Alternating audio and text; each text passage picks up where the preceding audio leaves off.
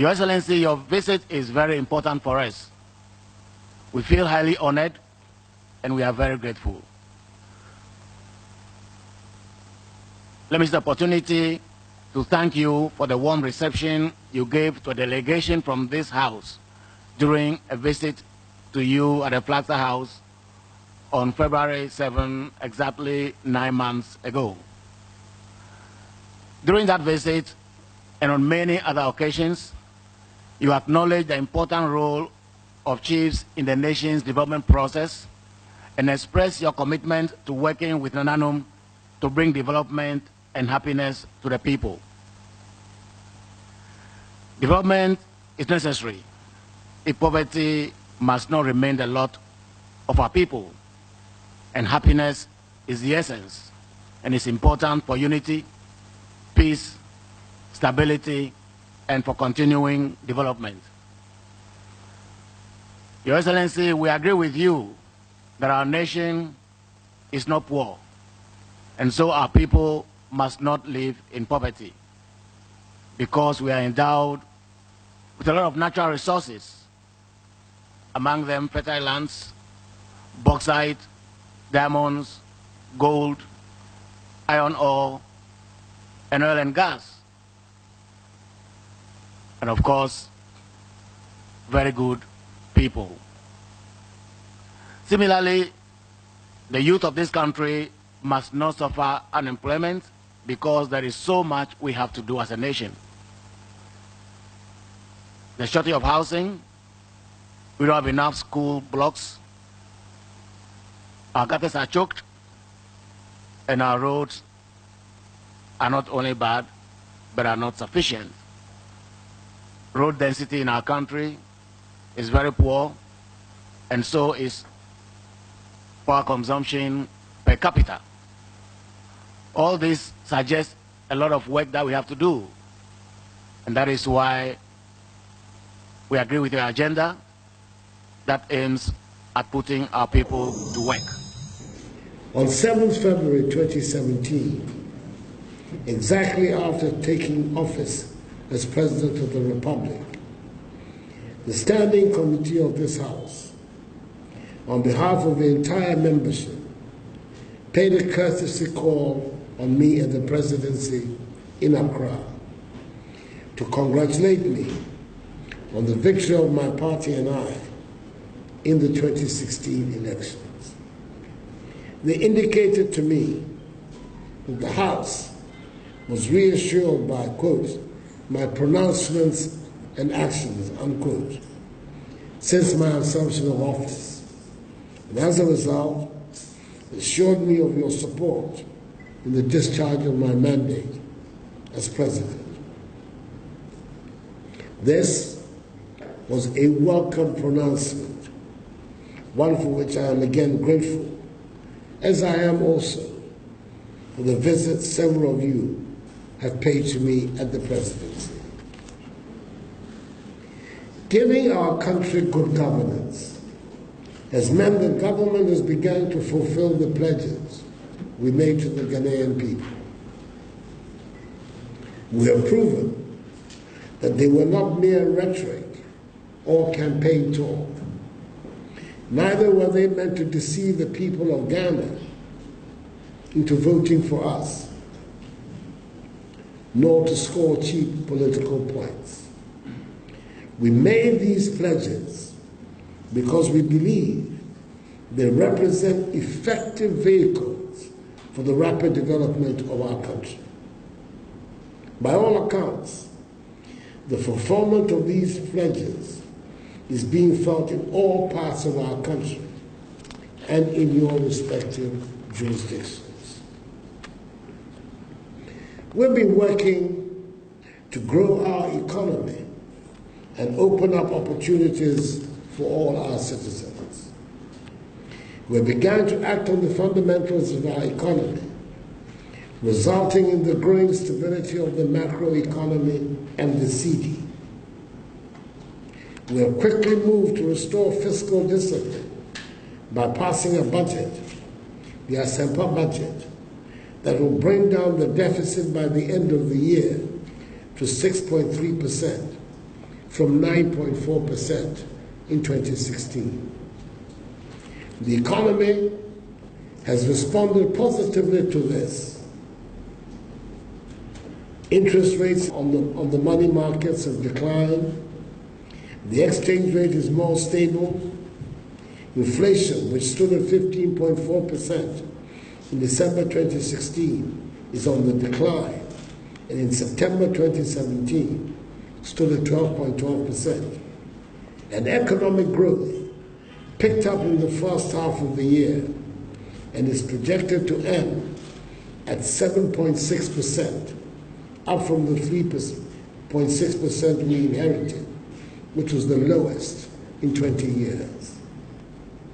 In September, we started the free senior high school program, which aims to guarantee secondary education for all of Ghana's children.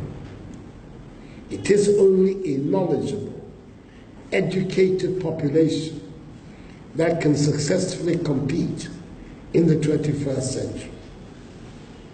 The judicious, honest application of our nation's resources is heralding the reinvigoration of the National Health Insurance Scheme, NHIS. Over the last 10 months, we've managed to pay 560 million cedis out of the 1.2 billion cedis debt we inherited, which was strangling the NHIS, with a commitment to pay the balance within the next 12 months. In the meantime, payments to service providers in the NHIS are now current, with no arrears being built up. Within the same period, we have restored the nursing and teacher trainee allowances. To shift the emphasis of our economy from taxation to production, we have abolished a number of nuisance taxes which was stifling the growth of the private sector and the creation of jobs, and accelerated and introduced a number of policies aimed at formalizing the structure of the Ghanaian economy. The National Identification Card, the National Digital Property Addressing System, the e-registration system to enhance business registration processes, the paperless system of the Tema Port, among several initiatives. You would recall that in the 2016 manifesto of the New Patriotic Party, we made a pledge to increase the monthly allowances paid to chiefs and the quarterly budgetary support to the traditional councils and houses of chiefs. The allowances for paramount chiefs and queen mothers of the national and regional houses of chiefs have been increased by 100%, and payments by government are up to date. As I speak, the fourth quarter allowances are being processed. Quarterly budget support to traditional councils and houses of chiefs has also been increased by nearly 60%. I am aware that there are other issues of infrastructure and logistics that continue to give you problems. They are all being addressed, and the Chief of Staff of the Office of the President is working hard to resolve problems of mobility that you have in this house so that you can have the cars you need to do your work. I urge you to speak out and join government's fight against the ills of our society: corruption, social and economic injustice, crime, the illegal mining menace, popularly referred to as galamsey. We've gone through a lot of difficult times in recent years, and it has meant that some people have had to find ways and means to keep body and soul together, and as a result, engage themselves in illegal activities such as galamsey.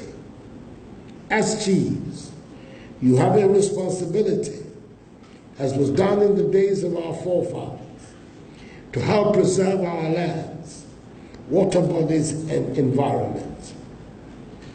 We all have a responsibility to say no to galamsey for our own common survival and the survival of those who are to come. If we allow it, we're jeopardizing both our present and our future. Our responsibility in this is clear. Again, on the new phenomenon of vigilantism, I will do everything in my power to arrest its development. I will not walk the path others trod who found it convenient to turn a blind eye to the criminal misdeeds of their followers and took no action as it would displease them. I am walking another path, the path of making reality the principle of the rule of law, the idea of equality of every citizen before the law. Wrongdoers wear no political colors. They are just wrongdoers and will be dealt with as such. Eminent traditional rulers, you are the customary guardians of the morals of our communities, both by your conduct and the manner in which you intervene in their lives. Recent cases involving the defilement of children have become causes for grave concern in the country. Again, instances where youth take the law into their own hands, vandalizing properties, can no longer continue and must be condemned by all. Perpetrators of such acts must be handed over to the law enforcement agencies for the laws of the land to take their course. Senior citizens should not seem to be making special pleas for such perpetrators. In asking you to speak out, respectfully, do not fall into the well-known temptation of telling the president what you think he or she wants to hear. It would be equally tempting to tell me that I'm the best thing that ever happened to Ghana, and it would be even more tempting to tell me to ignore my critics. I expect that as our traditional rulers, you will not go down that road, but will allow the moral authority of your status to justify your intervention. Thank you very much for your attention. May God bless us all in our home and